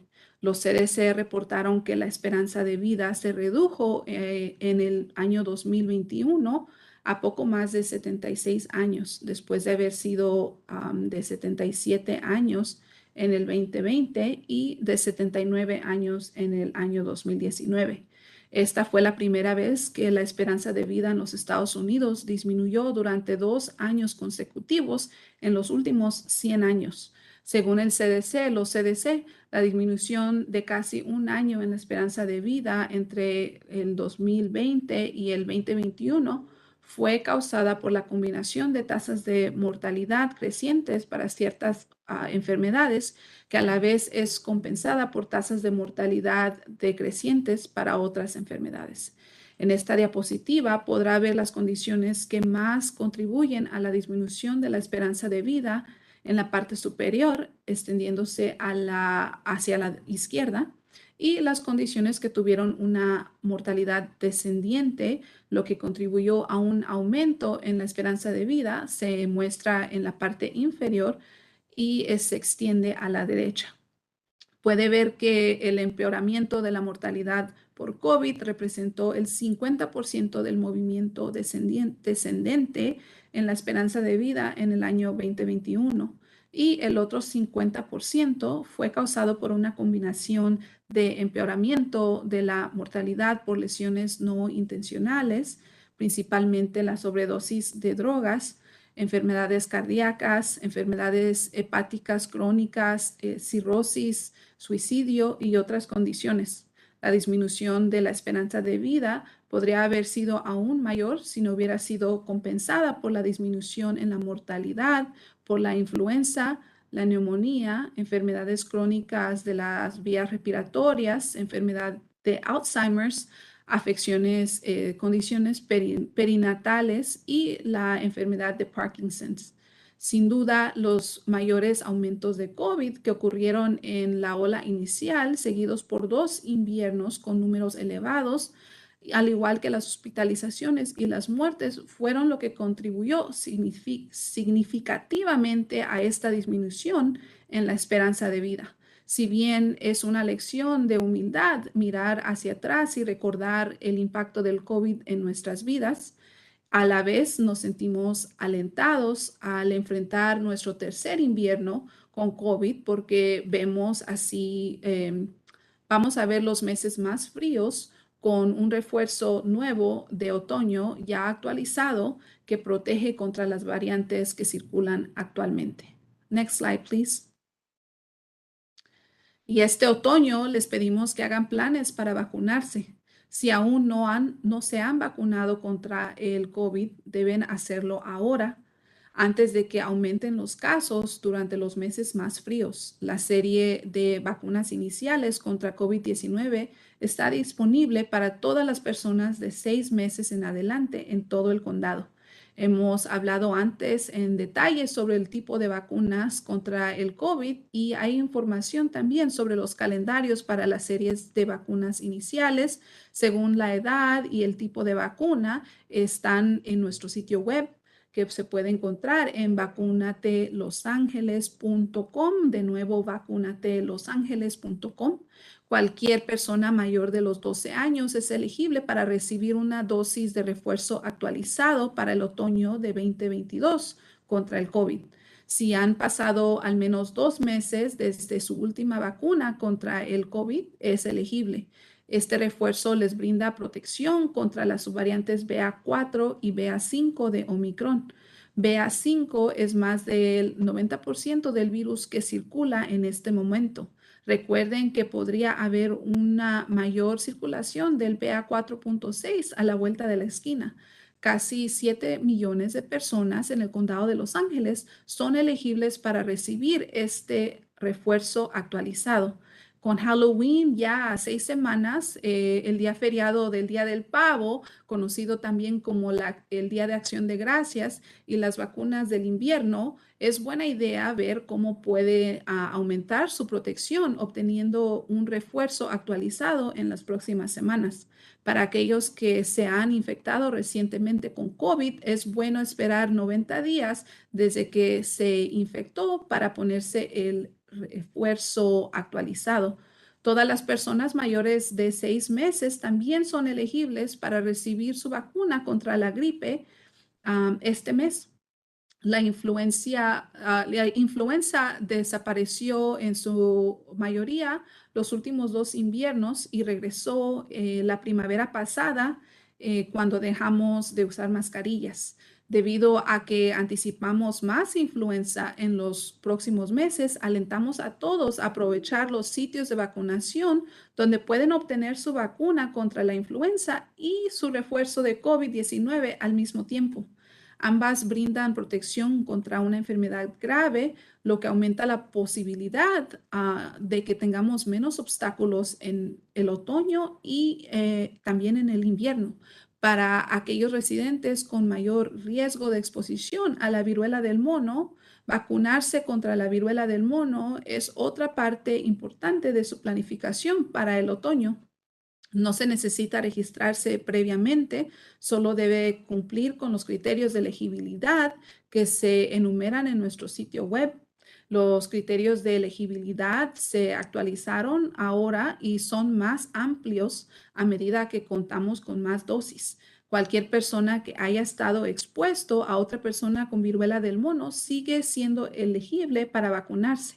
Si esta es su situación, es mejor administrar la vacuna dentro de 4 días después de haber sido expuesto, aunque la vacuna brinda cierta protección si se administra dentro de las 2 semanas después de haber sido expuesto. Para cerrar, les compartimos que hay una esperanza en este momento de la pandemia de COVID-19, ya que la OMS señaló que con las atenciones continuas para reducir el riesgo y aumentar la cobertura de la vacunación, existe la posibilidad de terminar con esta pandemia. En nuestro condado, el riesgo es más bajo durante gran parte del verano. Y nos dirigimos hacia el otoño con una dosis de refuerzo actualizada que puede reducir las posibilidades de abrumar el sistema de salud con otra oleada invernal. Y ahora repasaré la información que acaba de dar la doctora Singhal sobre la viruela del mono en un minuto. Gracias. Okay, Kim, I'm going to switch over to the next set of slides. Give me 1 minute.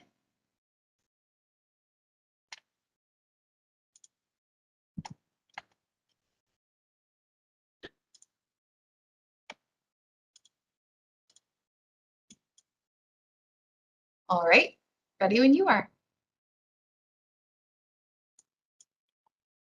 Thank you. Me da mucho gusto poder brindarles una actualización sobre la viruela del mono que acaba de presentar la doctora Rita Singhal.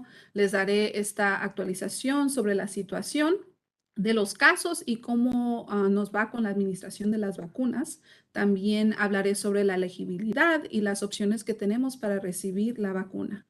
Aquí en la primera diapositiva vemos que internacionalmente la cantidad de casos de la viruela del mono ha aumentado a 59,000 en más de 100 países con 23,000 casos confirmados en los Estados Unidos.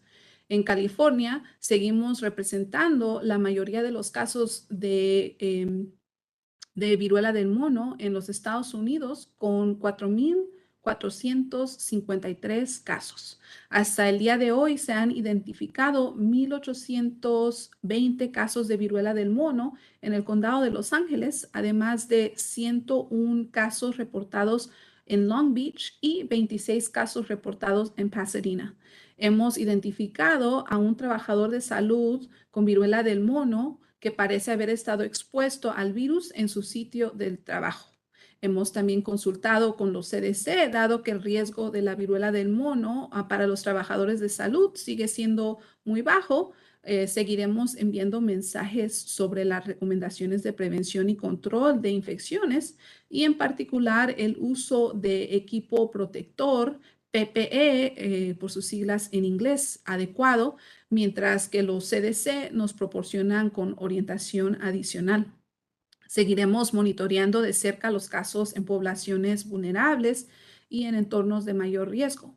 Los datos de ayer muestran a 7 personas sin vivienda o en entornos de vivienda colectiva. También tenemos a dos casos en cárceles.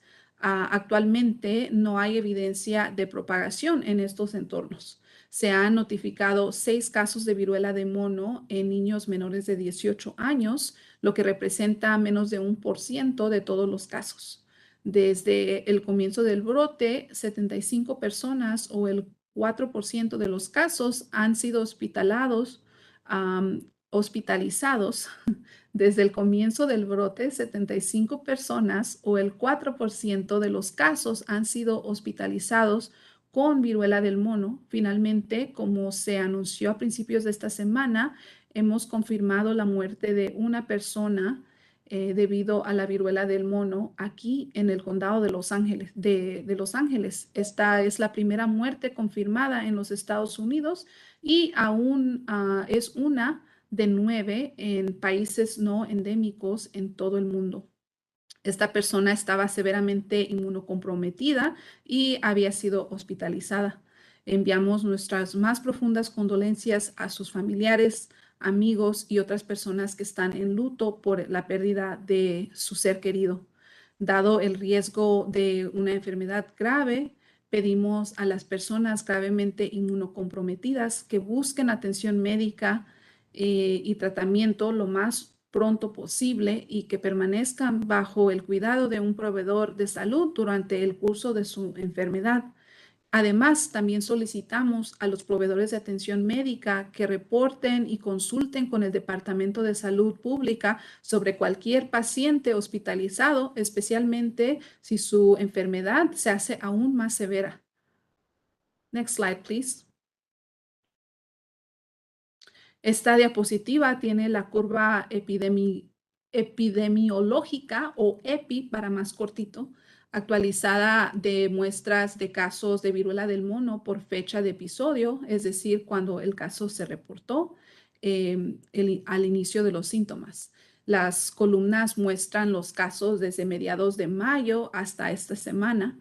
debido al tiempo que transcurre entre el inicio de los síntomas y el diagnóstico y la notificación de los casos a salud pública. Los datos de las últimas semanas están incompletos.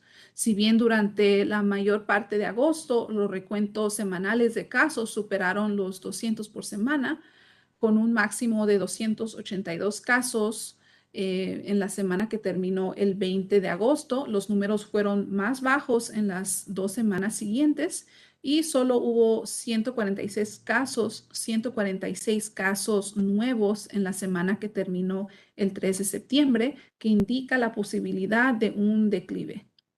Debido al retraso en la presentación de los reportes, es posible que no estén disponibles todos los datos, por lo que aún podemos ver que este número cambie, pero con una posibilidad baja de que supere los 200 casos para esta semana. Además, nuestro tiempo de duplicación sigue aumentando y ahora es de 46 días en comparación con 8 días, el número que se vio a mediados de julio. Tanto la tendencia de casos nueva por semana como el aumento del tiempo de duplicación respaldan que esta deceleración de transmisión y una tasa de crecimiento descendiente en el brote de viruela del condado de Los Ángeles. Next slide, please. Esta semana tenemos algunos datos nuevos que nos ayudarán a comprender cómo ha evolucionado el brote de viruela del mono desde su inicio. En esta diapositiva tenemos datos que muestran los casos de viruela del mono por raza, origen étnico al pasar el tiempo. A principios de julio, los residentes blancos que se muestran aquí en púrpura representaron la mayor proporción de casos de viruela del mono. Pero durante los últimos 2 meses, los casos entre los residentes latinos, latinex, latiné, que se muestran en verde, aumentaron drásticamente. Ahora este grupo representa la mayor proporción de casos de viruela del mono en el condado de Los Ángeles. Next slide, please.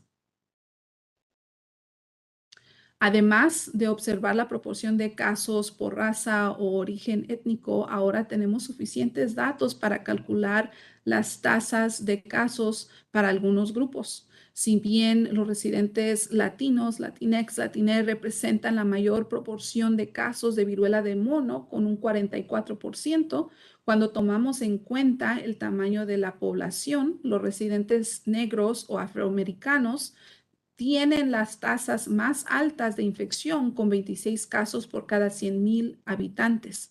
Les siguen los residentes blancos y luego los residentes latinos con 17 casos y 16 casos por cada 100,000 personas respectivamente. Next slide, please.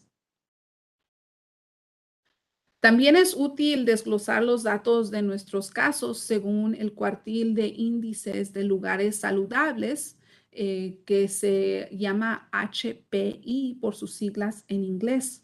Este índice combina 25 características de la comunidad que incluye el acceso a la atención médica, la vivienda y la educación.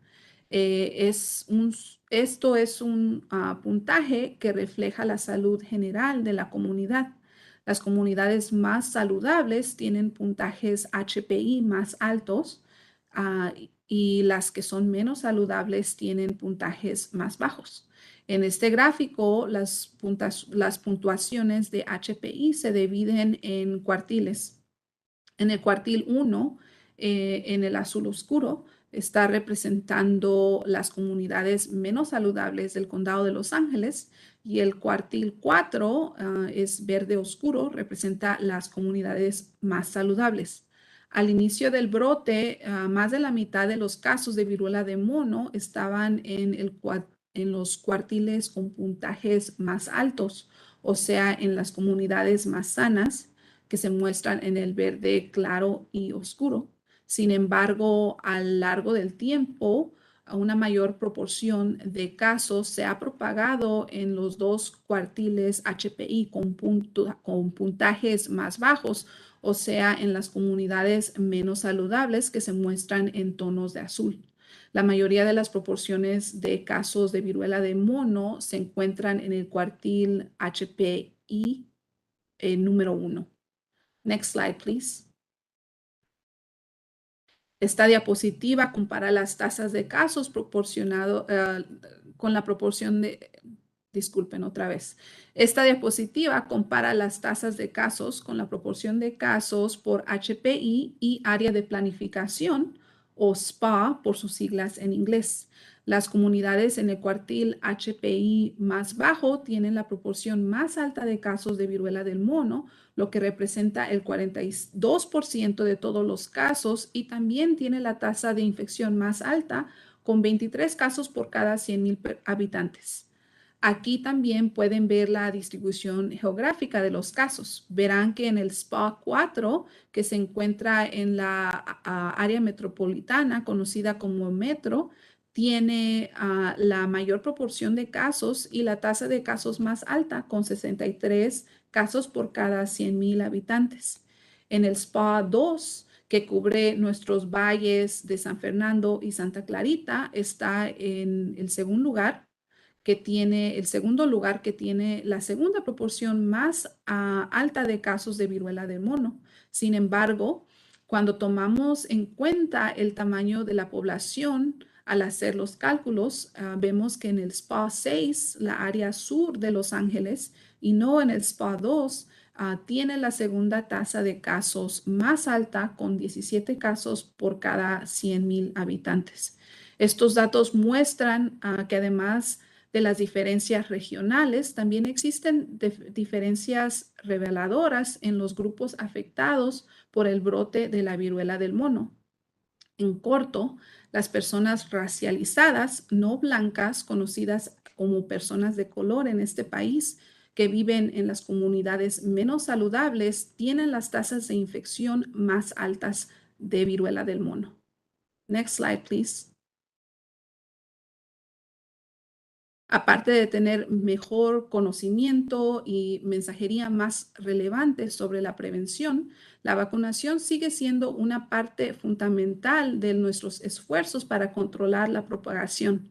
A través del tramo 1 de la fase 4 de nuestra distribución de vacunas, hemos recibido alrededor de 57,000 viales de la vacuna Jynneos.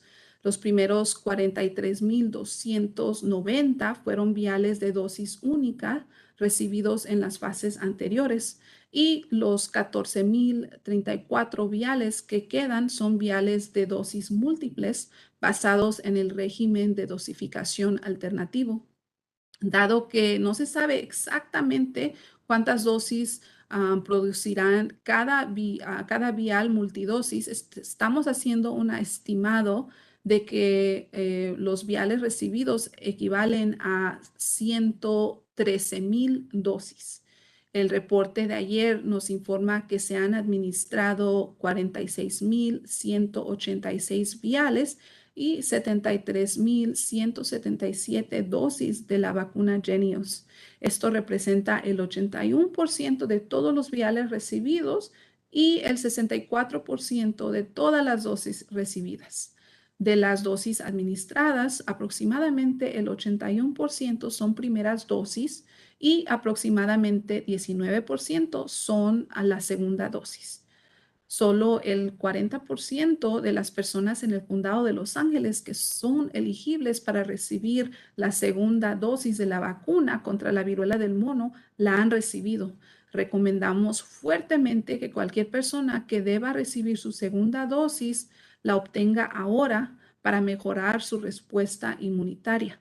Ayer recibimos 80,260 viales adicionales, un estimado de 41,000 dosis a través de nuestra asignación de fase 4 con tramo 2, aumentando aún más nuestro suministro de vacunas en el condado de Los Ángeles.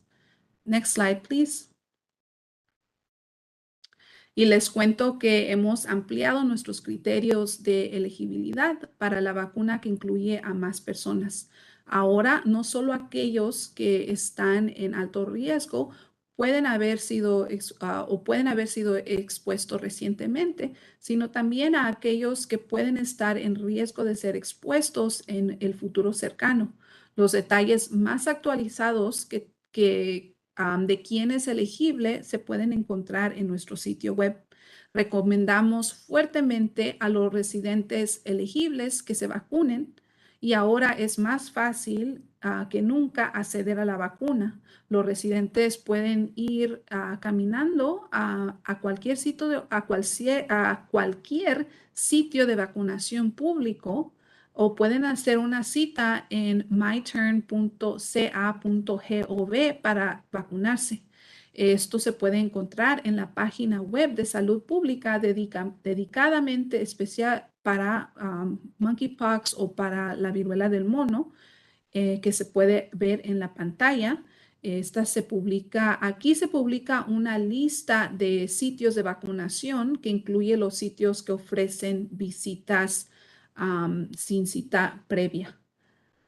Las personas menores de edad, entre las edades de 12 y 17 años, ya pueden recibir la vacuna sin el consentimiento de sus padres en las clínicas de salud pública y los PODs. Se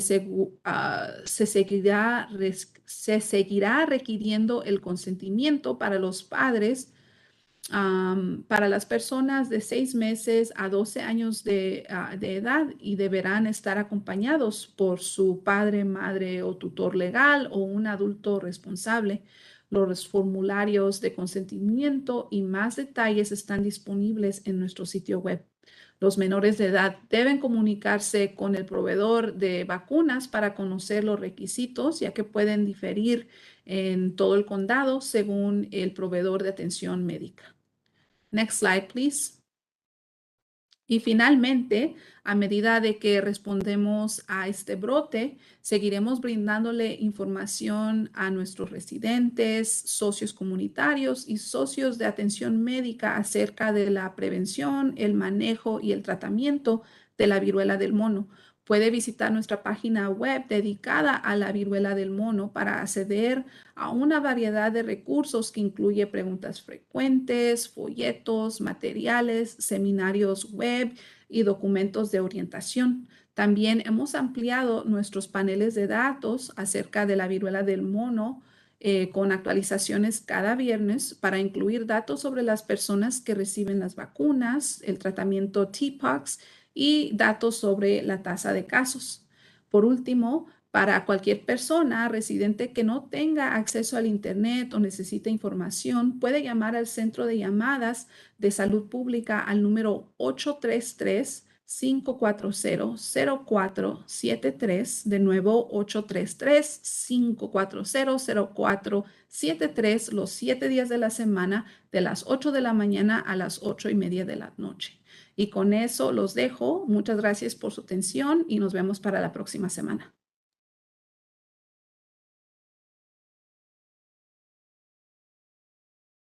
Thank you everyone for joining us. Any additional media questions can be sent to our media inbox at media@ph.lacounty.gov. Thank you once again for joining us, and we'll see you next time.